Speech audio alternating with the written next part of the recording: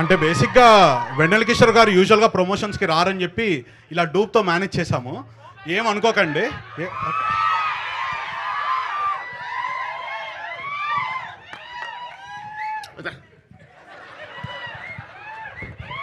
ఇది నిజమే కదా, నిజమే.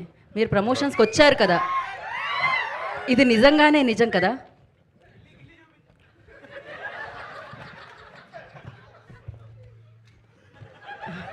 There asking me to గిల్లిఫై.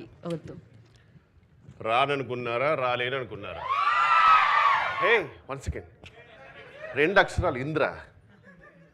ఏయ్, సో ప్రమోషన్కి ఖచ్చితంగా రాననుకున్నారా గీతా భగత్ గారు? నేనే కాదు, అందరూ అదే అనుకుంటారు. 1 second. Ustaad Bhagat Singh. So guys, media మిత్రులకు, సత్య ఫ్యాన్స్కి, రితేష్ కల్ట్ ఫ్యాన్స్కి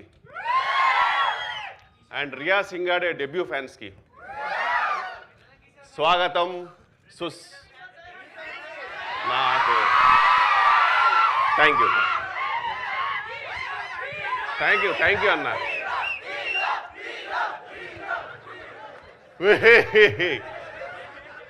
but thank you so much. మీ అందరికీ స్వాగతం, సుస్వాగతం. హే,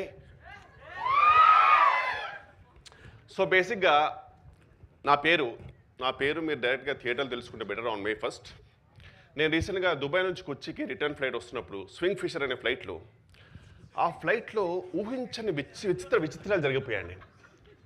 ఊహించని విచిత్రం ఏ RRR. Oh shit, a perfect. So బేసిక్గా నేను ఒక TFI బానిసనండి, మీ అందరిలాగే. సో సినిమా ఇలా చెప్పగానే అలా క్లూ పట్టేస్తుంటాను. సో అందుకే టైంపాస్కి సినిమా సుడోకు అనేది ఆడుతూ ఉంటాను అనమాట. సో ఈ బుక్ నేను ఫినిష్ చేశాను లేదా అన్నది మీరు May 1st థియేటర్లో చూడండి. జెట్లీ అనే సినిమా, no Satya's Jetlee, no Satya is not Jetlee అనే సినిమాలో మీరు ఖచ్చితంగా చూడండి. అండ్ మీ అందరికీ థ్యాంక్ యూ నాగ చైతన్య గారు. Thank you. థ్యాంక్ యూ అండి, thank you so much. Oh my God, ఆయన నిజంగానే వచ్చారా?